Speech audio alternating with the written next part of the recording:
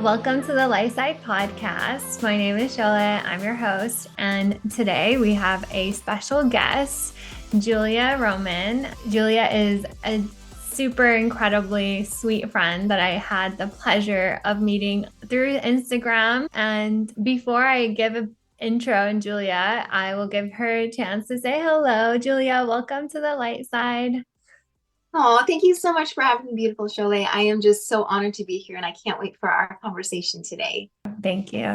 Likewise, I'm so excited to have Julia on. It's crazy to reflect on how serendipitous it was when we connected on Instagram. And I want to give Julia's bio and then I'll share some more. But Julia has a master's in human behavior and is a certified CBT life coach and educator. She's the author of 10 Steps to Self-Love, How to Fall in Love with Yourself, and the Radical Self-Love Workbook, also the creator of Radical Self-Love Coaching Program.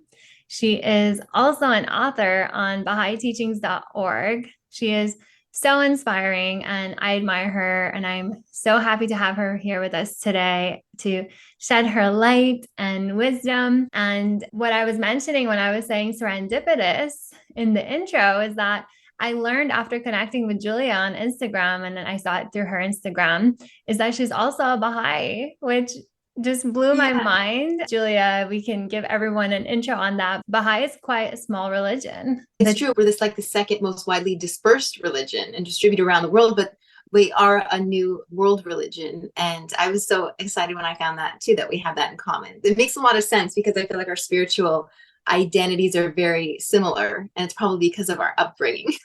Absolutely. Yes. And I found that to be very comforting. It just really deeply resonated with me because through the years, I've met so many friends. And when I lived in New York City, I would meet a lot of people quite often, and a lot of people's beliefs naturally align with that of the Baha'i faith, in that we Hmm. believe in unity and like oneness and equality. And it was just more intuitively believed basically the same things that we also believe in, which I found to be super beautiful. But to meet someone who's also Baha'i, who's raised as a Baha'i, is just incredible. I'd love to hear your story, and if we can share with the audience your spiritual journey and your relationship with spirituality as a spirituality coach. But yeah, I think we both try to, in our coaching practices, incorporate spirituality and kind of connecting to a higher source, whether we call that the universe or God. In my practice, and I usually typically use the word God or creator. But yeah, to start off, being raised a Baha'i, we are given the opportunity to investigate the truth because that is a tenet of the Baha'i faith, is the personal investigation. So it's not about just believing what we're taught, but it's about questioning, doing this self-discovery, and especially in terms of like spirituality, like our unique path, because Baha'is believe that all paths lead to God, as long as they're like a world religion and not something necessarily like a cult, but anything where we're following the teachings, whether it's Jesus or Buddha or Muhammad, that they will eventually lead us to God. So for me, growing up, I took it for granted just having all of this, these treasures, all of these teachings available to me. And in college, I did kind of explore and learn about all of the different world religions too, and all the religions in general, just because I was curious and I didn't want to just believe what I was taught. I wanted to make sure that it was something that like I found. And I think a lot of people want to feel like they found their faith or their spirituality. So I did that. And then it's like all of the roads led me back to the Baha'i faith because of the teachings you said, like the unity of mankind, equality of men and women, elimination of all forms of prejudice, that are all of these social ills that we are seeing in society. And here's the antidote right here. But I kind of I think Ray Wilson had a very similar journey too, where he was raised a Baha'i and then he kind of explored different religions. So for me too, I went to different churches and then I kind of found that foundation, which was so helpful, like being in college and being a young working adult. But in terms of like the self-love spiritual journey, that actually happened during the pandemic when I had that time to realize that I couldn't really truly love all of humanity unless I loved and accepted myself, especially the parts of myself that I denied or repressed. So that kind of started me on a journey. And I know we can talk a little bit about how my page started on Instagram and that community, and yours too, because I think sometimes when we're looking for something, we start to, how do I say it? Like we end up helping others because we were trying to help ourselves. And that's really the best way to find ourselves. And then we end up being able to connect with a community as well. Absolutely. And that's just like one of the most profound ways to connect with people, right? Because you can just relate to them so naturally. And I was amiss to mention that you have most likely seen Julia's post on Instagram. She's at Julia Spiritual Coaching on Instagram, and you share such beautiful posts every day on self-love. And Thank you. combined within that is spirituality. So Definitely. And mental health because of my own struggles with anxiety and panic attacks. That was something I was like, oh, I want people to feel like they have a safe place and just that kind of sense of community that you have also on your page. There's just like a loving, bright spot. absolutely. Thank you. It's about having this sense of community, these little reminders that help ground us in the midst of being a human being and having a day to day busy life. And so it's beautiful that you're able to take your journey and turn it into a gift to people. Oh, thank you. And I Well, love you as that. well. I think that's why we do what we do. It's because we've been there. We felt lost on the journey and on the path. And finding ourselves is a way to come home to that and to source. Exactly. And for me, I was born to the Baha'i faith in Iran, which is a predominantly Muslim country, as you know. And Mhm. we face a lot of prejudice and just basically the tenets that our religion is teaching to Yeah. be Yeah. equal and of oneness and of there was a lot of duality that I experienced because I was so fortunate to be born into my family. I had incredibly spiritual grandparents and parents and uncles and just we all lived on the same street and Oh, we were super close. I feel so fortunate for that. But when we would be in school, like everything the law of the country is Islamic law. It's based on the Quran and nothing against any religion. I think Islam is a beautiful religion. The way it's been modified to suit the agenda of politicians is a different story, but in of yeah. itself, it's beautiful. And so it's more so like having experienced that oppression, being surrounded by that, there's a lot of duality in sense of feeling unequal, whereas you're being taught that you are equal, you are one, you believe the same, and you feel rejected and left out. But I got to see just how much religion can have this deep influence on us. And when we Mhm. moved to the States, we moved to Utah, and Utah is predominantly Mormon. And so we were having a lot of conversations with missionaries. They had the Book of Mormon in Farsi. I was invited to church a few times. I went to church. I seen different ways of praising God and spirituality in different senses. And when I moved to New York, it was predominantly Jewish. It's a lot more diverse, but the Jewish faith is most common. And so it just feels like religion has been such a big part of my life. It was front and center. This is who we are in Iran. It was on your identification cards, your religion. Mhm. It's really incredible to see, though, how much of a backbone it had in my life in terms of having the faith and the principles of the Baha'i faith to guide me throughout time. The Baha'i faith taught us this is just to share like our relationship with spirituality for listeners. We're going to get into other topics. The way I think the faith helped me was just remembering the teachings. Like you teach by example, you teach through your Mhm. behavior. You don't match people's energy just because they're being hateful or Mhm. hurtful. Always include people, even if they're not including you.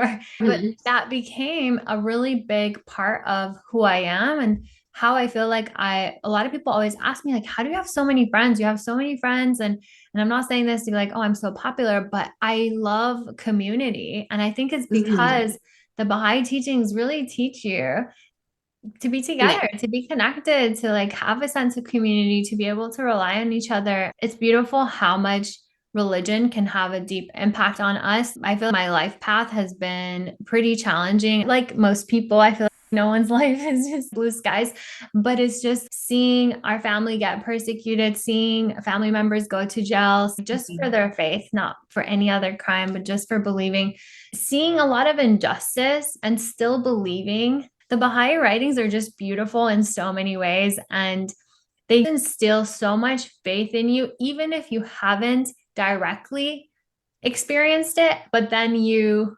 experience it on your own and you're like, wow, my faith really did help me. Like I was dealing with a lot of anxiety, but I prayed my way out of it. I was having a lot of uncertainty, but I Mm, leaned into my faith. And sorry, I went on a big tangent, but I think it's that's okay. helpful to have context on how spirituality and religion can have such a profound role in our lives. Absolutely. And there's so much that you touched on, which was really important. But I think the main thing, like whether you're, because we're not, like you said, we're not trying to promote the Baha'i faith. You could be a Christian or Muslim. It's just if you're following the true teachings, because that is the truth. I think a lot of times, like you were talking about, like fundamentalists in Mm. other countries or even here, and then that gives religion a bad name. But it isn't if you are actually believing in what those prophets had originally brought. So Yeah, however people can find their way, I think that's the most important because it's such an individual and personal journey. And some people might not necessarily even ascribe to a certain religion, and that's okay too. Maybe they're connected to nature. And however we can live a life that is tolerant and accepting of lots of different types of people, that it's not just, there's not just one way to live, because we have to coexist, like just even for our survival on this planet. So figuring out what's the best way. And for us, this has been the Baha'i faith. And for someone else, it might be something, different. exactly. And I'm glad you mentioned that it doesn't have to be in silo, right? Because I've Mhm. experienced, and it sounds like you have too. And like you said, the truth that we're referring to is love, right? To love one Yeah. another, to be kind to one another.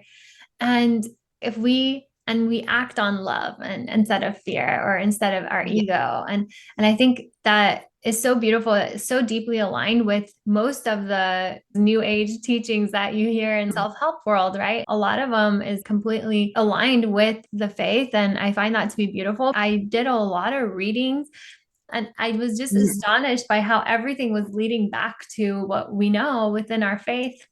Yeah, true. It's like the oneness with nature. That's also part of the Baha'i faith. Nature is deeply spiritual. Like everything is living. And we It's all love our faith. connected. Sorry. And for me too, I went to different churches, and some of them, they would say like bad things about other religions. They'd say, oh well, you can't be Catholic, but you have to be Christian. And then I went to other churches, and they were really loving and accepting, and they embodied those. So it's just wherever you can kind of find, this is why it's the light side podcast. To find that Right. light and truth, that's the most important thing. Exactly. It's about recognizing that you have a choice to choose, you know, Yeah. and like you said, so beautifully, it's about finding what works for you and what Yeah. makes you feel connected and aligned with your values and virtues. Thank you for sharing. So maybe we can talk about how can we bridge the gap between our self-love and spirituality? Okay. Yeah, that's a really good question, because I think there are misconceptions about self-love, that self-love is vain or it's narcissistic or egotistical. And in truth, it can be if it is really just about you and it's not about other people.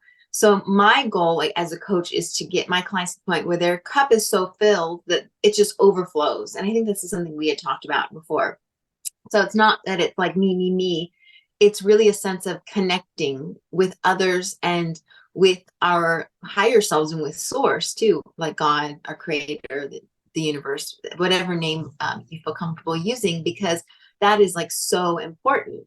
Otherwise, we're looking for all of the answers, especially in the external world rather than internally. We have the answers within us because we are part of the divine. We're part of Mm. this, which everyone is. Everyone's created in the same manner. So for me, it was just kind of realizing that loving myself and really showing myself compassion was not selfish, and it made me more effective and more successful and more productive rather than being hard on myself, because we all have that inner critic and the self-doubt that comes through. That's just natural. That's just like a survival mechanism. But to shift our perspective and realize that actually practicing self-care and being kind to myself is going to make me a better human being, and I'll be better able to serve humanity as well. So I'm not sure if you had kind of a similar journey also. Yeah, absolutely. I love how you put that because growing up, I truly did have that misconception. Like, Mm-hmm. okay, if I'm focused on me and my needs and anything about me, I'm being selfish, I'm being self-centered. It's not Mm-hmm. It's I about mean, doing for other to people, putting yourself exactly. last. I think we're all raised with that mentality, kind of a Yes, martyr. Mhm. absolutely. And it made me a people pleaser. And maybe that's not the entire reason, but I had major people pleasing tendencies up until very recently. I'm working on it. It's an ongoing journey. Always shedding more layers and layers, especially if you've been a certain way for 30 years plus, it takes time. But it's true. You think that loving myself is selfish. I need to prioritize others. And Yes. shifting the mentality to believe that it's safe to prioritize myself Mhm. and it's safe to trust that by giving myself love, I can pour out of that cup even more and share with others. And it's like the whole notion of putting your own mask on first, right? In the airplane, Yeah, definitely. you It's a great have to, example. you have Mhm. to, you have to fill your own cup first. And it's more selfish to not love yourself because you then need other people to fill Mhm. your cup. You become irritated, agitated. Yeah. It's hard to give on an empty cup if you don't love Mhm. yourself without expecting it in return. And sometimes it's not a given, right? Some people can't Mhm. meet you where you need to be met. I'm not saying that, oh, this should be a one-way street where you fill your cup up so much and you give to others without getting anything in return.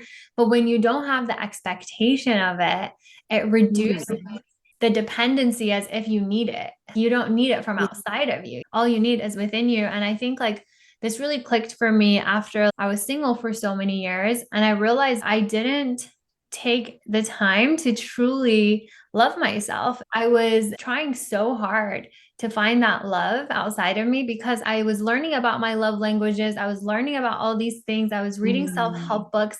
I felt like I was doing everything but my self love. I wasn't filling my own cup. I kept externalizing. And that was the missing piece. It was the self love, which is honestly everything that I feel like I've learned throughout the journey of becoming a coach, of helping people on their journeys, is realizing that it all comes down to self love. Because Mhm. by nurturing the self love relationship, you become more connected to your higher self. You feel this level of peace within you that you can share with others because you know that it's all within you. You don't Mhm. have to seek it external to you from outside of you. Yeah, I I, agree. it's so crazy how simple that can sound, but I feel like I took the really long way home there. However you get there, though, I think that's all that matters. That's the most important thing. And it's hard, especially because as women, we get mixed messages like, first, like, my Prince Charming is going to come save me. I'm not complete. Like, you complete me, like from Jerry Maguire, like, until I find that person, rather than seeing a relationship as just any healthy, a romantic relationship as any healthy relationship, whether it's friends or family, that we all need each other, like we were saying, but to not look at it as that's what's going to fulfill me. And that's something that I think feel like women do. And they also feel like if they want to be a good girl or a nice girl, that they put themselves last. But then, like you said, that ends up leading to like codependency or unhealthy relationships and unhealthy behavior. It's like you said, it is kind of selfish because they're expecting other people to love them because they're self-sacrificing rather than Yeah. that they are just coming in as a whole person. So that's the best thing you can do for anyone who wants to attract a relationship or their dream job or healthy friendships, whatever it is, to start with that self love. And then you are going to be much more likely to attract things that are in alignment with you and that you actually would want. Right. Absolutely. I think that's very beautifully put. It's basically energizing yourself and fueling yourself in a way in which others can't really do for you. And until you do that, it feels like there's something missing.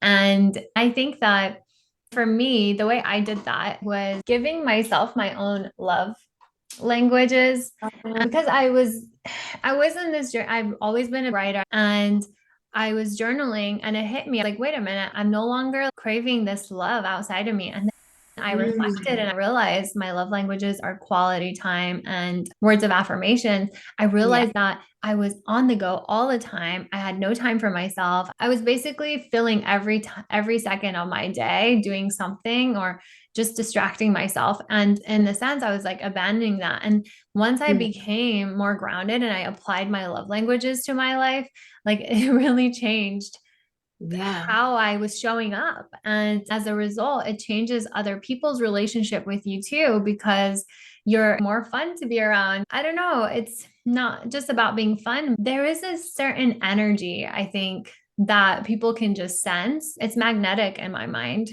The confidence that comes from within rather than I need something to complete me, rather than I already am complete. And that is can be tapping into that spirituality, that remembering that we have everything we need within us. So Yes, absolutely. Maybe we can talk about what feels like a barrier to self-love. I think for me, having a routine, and that can be like for anyone, it would be something different, but having time for prayers, meditation. Some people like to journal, and sometimes I do, but I read a lot of like kind of you were talking about like some self-help, spirituality books, things like that. But doing that work, and then in terms of self-love, self-acceptance has been probably one of the hardest, and that's still something I continue to work on. It's a daily practice because there's going to be things that come up, and if we reject those things or we tell ourselves we don't like this about ourselves, it makes it so much harder. And then whatever you focus on grows. So Mm. if we can try to focus on our strengths and like the positive attributes, the spiritual qualities that we have, and developing and cultivating those, that for me has been really helpful on the journey. Yes, I love that. What you just mentioned reminded me of when we are so ingrained in our day-to-day life experiences, all we are like focused on is kind of the micro level day-to-day things, Mhm. right?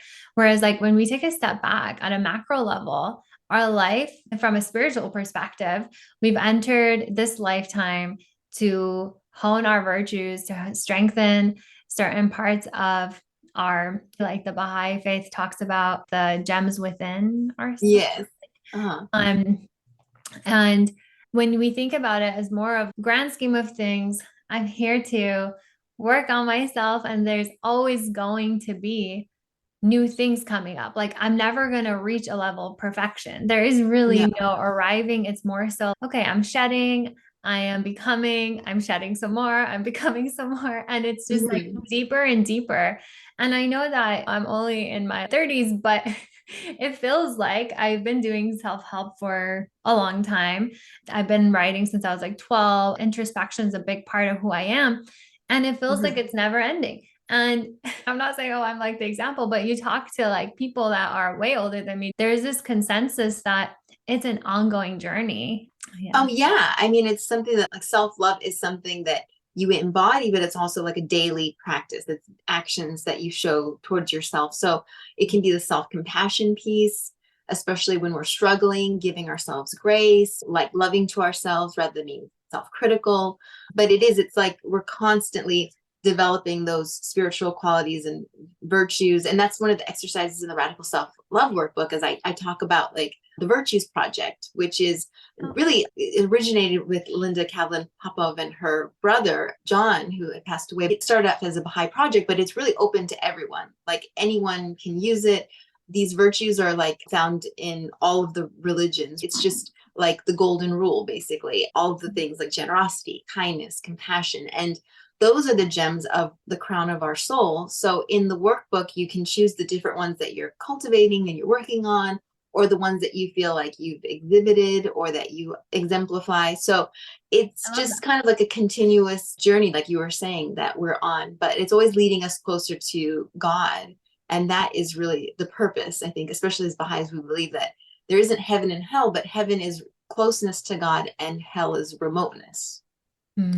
I love that. I'm not going to go into a tangent on that, but I think knowing that we each have these virtues within us, and it's a matter of like dusting it off and learning and growing that, even gives us more compassion as human beings for each other, to remember that, okay, just because I've honed my integrity and someone else, maybe they've honed their generosity, but they're still working on XYZ.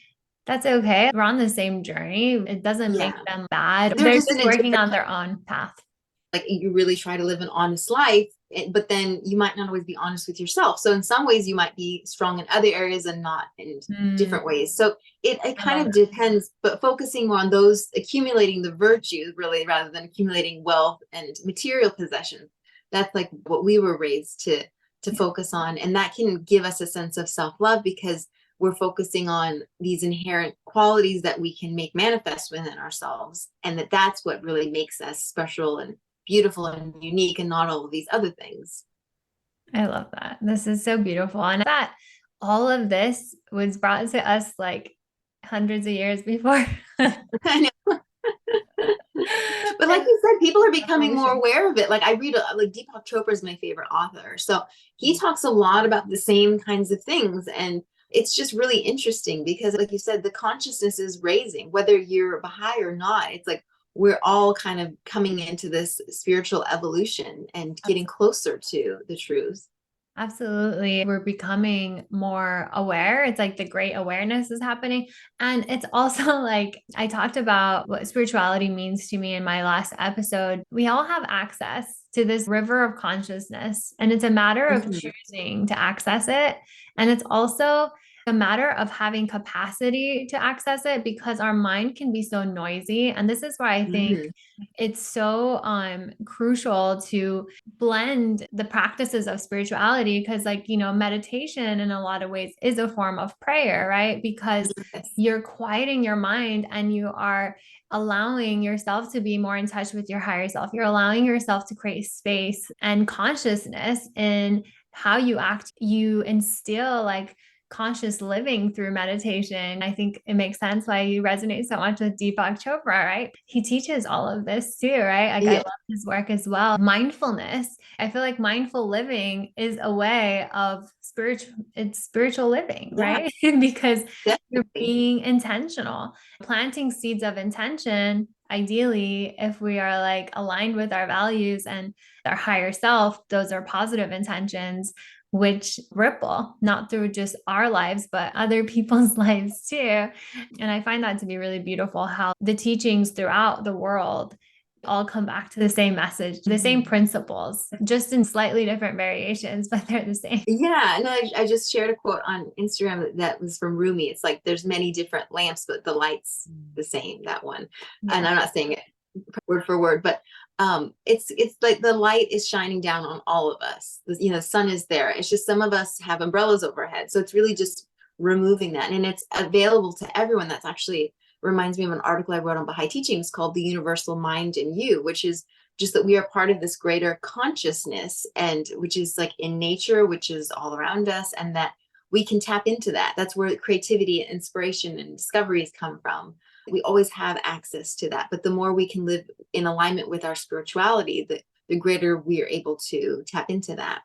Exactly. It's beautifully said because it's honestly a matter of tapping into it and like strengthening that muscle and that connection. It's like Mhm. any other relationship, right? You don't just like hit the ground running. You nurture the relationship over time. And it's the same thing. You improve it and you become more of a channel of wisdom for yourself and for others too, if you choose to. It's like a garden, like you said, you're tending to, and then Yes. that's kind of cultivate those virtues and values with yourself. And then living like a value-based life can help with so many things, and that can help with mental health, and it can help with your personal relationships. But having that foundation and that inner compass and their intuition, listening to that, following our gut, that can be really helpful on the journey as well. Yes, exactly. It's like building that self trust.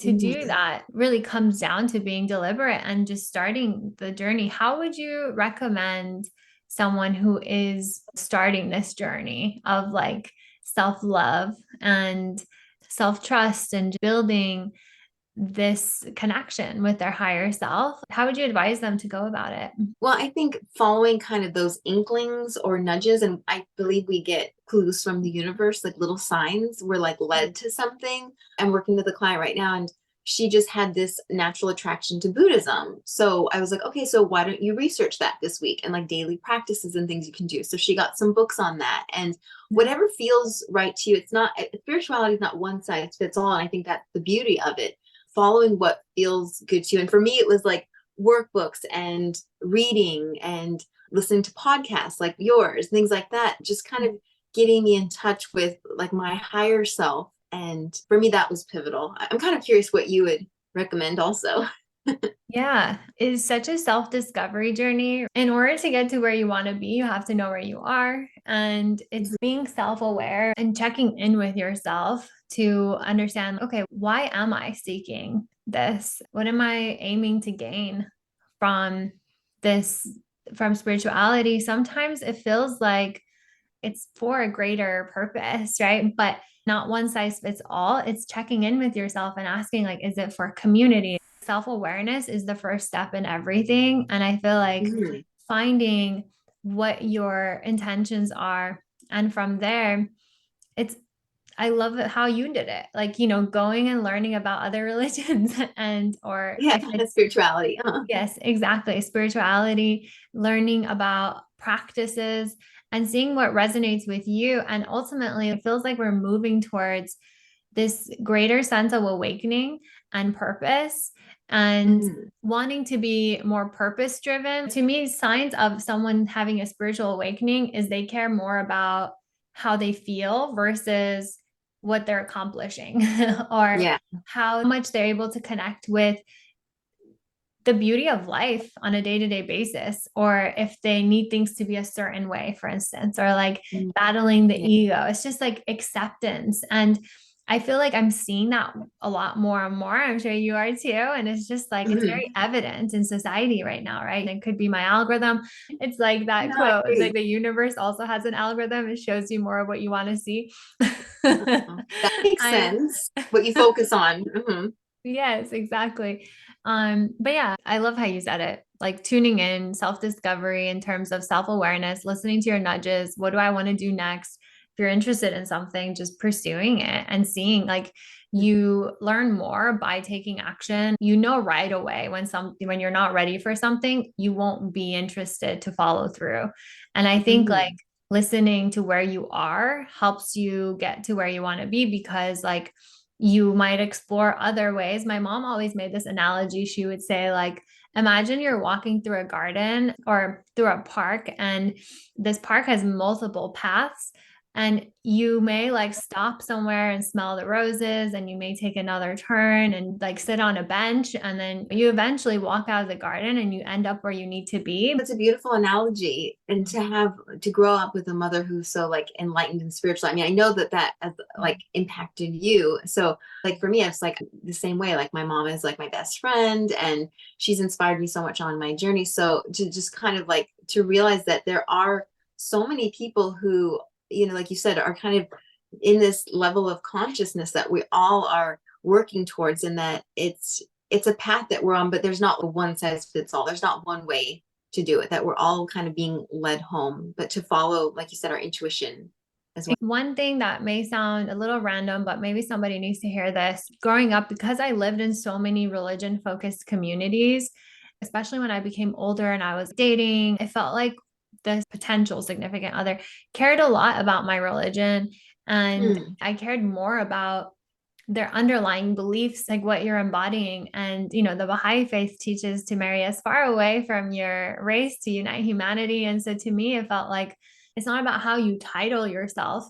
It's more about what you embody, how you behave, mm, and how you treat people, and how you yeah. navigate life, right? I think the faith allowed me to see who I wasn't aligned with because if they cared so much Mm, about what my title was in terms of religion and not who I am, then that just mm, doesn't align with like how my life is meant to be lived, And I don't ever want to disassociate by changing who I call myself to be affiliated with or what religion I believe yeah. in. It's really important to stay true to yourself and what you feel, whatever you Mhm. resonate with. I agree. And to remember that we're all just souls. Like we're like spiritual beings having a human experience. I think somebody was Yes. saying that the other day, not humans having a Yeah. spiritual experience. So to Yes. get to the heart of that, I'm in my mind, I'm hearing like Deepak Chopra being like, that's just another hat saying I'm Jewish, I'm Christian, I'm Buddhist, I'm Baha'i, or Yes. I'm this race. That it's okay. It doesn't matter. It's not about like us all being the same, and that the light within us is the truth. So it's how we live our lives. It's just like someone who goes to school, they have access to, all of this knowledge, but it's what they do with it. Someone else might be like street smart or have just learned it another way, but it's just how you make use of those spiritual principles, and it's how you live your life. I love that. It's the light within you. I love that we're on the same page about so many things. Yes, it's a beautiful conversation. Julia, what are your thoughts about someone who is trying to improve themselves even more? They're always on this journey of becoming and growing. What are steps you would suggest for them? That was something that I did a lot of research on when I first started my self-love journey. So looking at the work of psychiatrist Carl Jung and shadow work, and kind of what shadow work is, for anyone who has never heard of the term, is kind of uncovering those repressed or hidden parts of ourselves that we've been taught by society or loved ones and conditioned to deny and repress within ourselves because they weren't acceptable, they didn't make us lovable. So that is a chapter in my workbook. But also, like, for me, I've been reading more about shadow work, and I think it's really important because if we're denying parts of ourselves and we're not accepting the totality of wherever we are, then even if we want to change something, it makes it really difficult. It can't be like, in my experience, I've learned it can't be like, I'll love myself when this happens, or I need to do this to prove myself.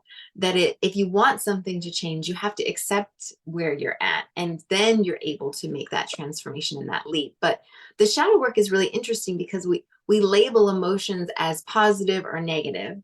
And the negative ones we're all familiar with, that we try to not have or experience as much, which are like fear, anxiety, sadness, grief, anger. These are like the darker emotions, but trying to look at emotions and feelings just on a spectrum, like of colors of the rainbow, and that they each serve a purpose. Even something like anger, it might, what is it trying to tell me? Maybe there's an injustice, maybe something is not right, and maybe anxiety is showing that your inner child needs some comforting and reassurance, or there's something there that needs to be healed. So instead of, like, for me, a lot of my experiences were like trying to deny certain feelings, trying to be happy and positive all the time.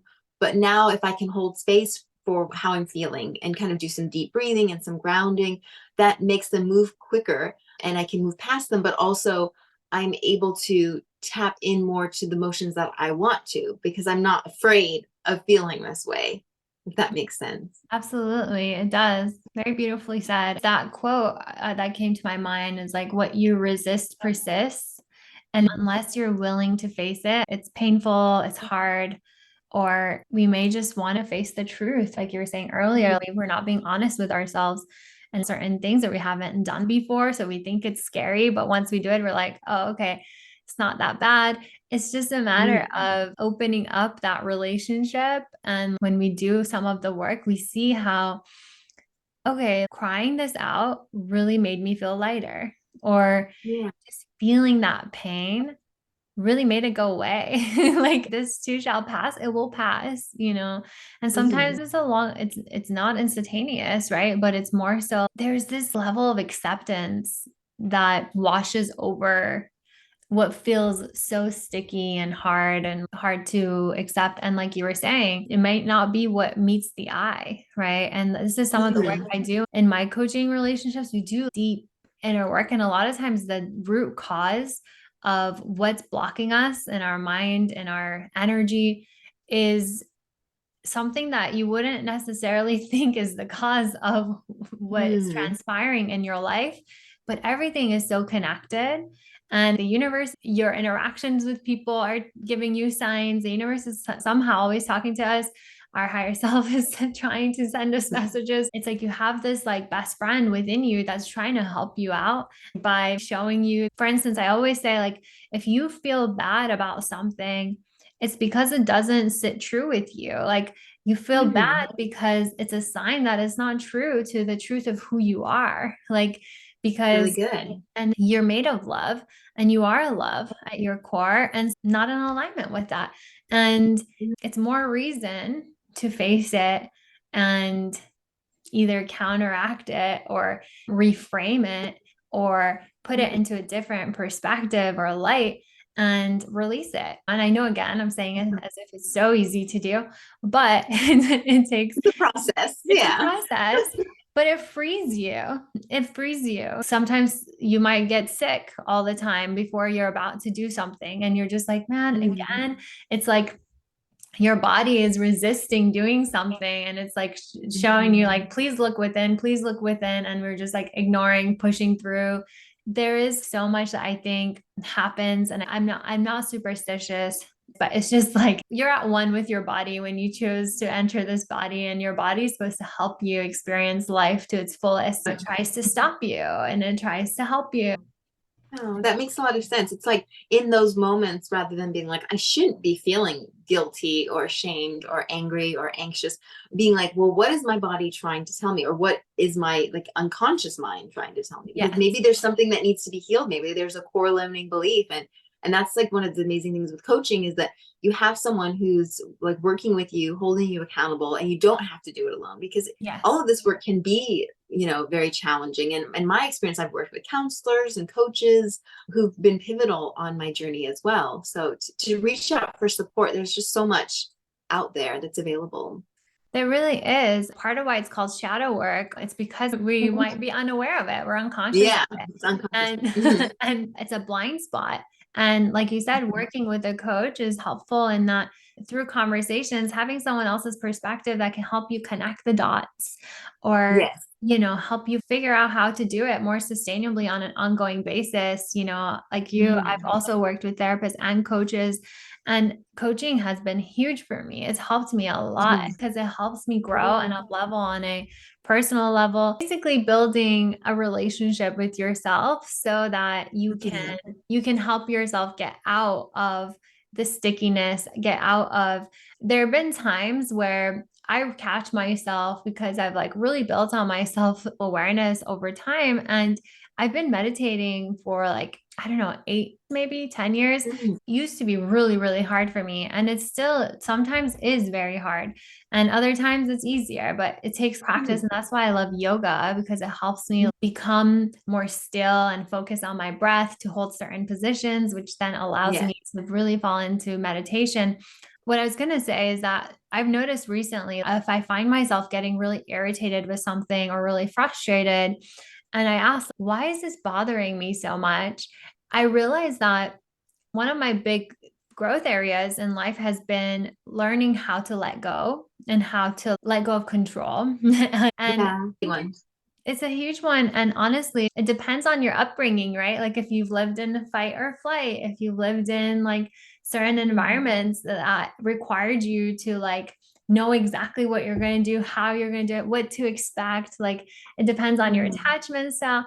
And I'm sharing all this because I didn't realize the reason why I was getting frustrated had anything to do with control. And I guess what I'm trying to share is that by doing work with a coach, by like working on your self awareness, by digging up the stuff that's in the shadow, it helps you throughout your life to be able to become aware and help yourself and help yourself. Okay, this is what is the reason. Like, do I really need to be in control in this situation? And you are able to like self soothe and self heal and really be Mhm. there for yourself, because it's hard to have one thing that's really important to me in my coaching practice is to help equip people so that they can help themselves. Like you can't Yes. always be there, right? And it's about sustainability. You don't want someone to Mhm. feel like they need to have you on a lifeline. Okay. Yes. I think it's important to know that not everyone has it all together. Even Mhm. coaches need coaching. And through doing this work, you can become a self healer too. Yes, exactly. I mean, that's the thing is you don't want to like just, especially as a coach, you don't want to just leave them off to themselves because you don't want them to feel like they need you, that they have everything they need within them. It's just kind of to give them like the tools that they need and then they can practice those. Exactly. I think that's beautifully put. Julia, thank you so much for joining the conversation. Like, this has Of been course. so amazing. I love hearing from you. I love how beautifully and concisely you put things. And I'm so excited for my audience to hear. Thank you so much for listening, everyone. Julia, did you want to share any final thoughts or messages? Oh, I just want to thank you for being such a beautiful light and shining star and an Oh, example of how to incorporate these spiritual practices by just the life that you live. And yeah, just for anyone who's like on this journey, just to, be patient with yourself too. It's not like it's going to be an overnight thing. It takes time, especially if it's you're just starting out on a self-love or spiritual journey, but that there are so many resources and that you're just going to find like little clues along the way. So just be open to that. Be open to divine inspiration because it's just waiting to come through you. I love that. That's very inspiring and beautiful. I feel like that's all we can do, right? Is to show up for ourselves. I love how you put that. Thank you. Thank you for having. Thank you so much, Julia. Again, such a pleasure. I'm so grateful to know you. If you enjoyed this episode, just a reminder to please rate and review so that other listeners may be able to find it. Follow Julia on Instagram at Julia Spiritual Coaching for more inspiring content on mental health, self-love, and spirituality. Thank you so much, everyone, for joining us, and we'll see you next time.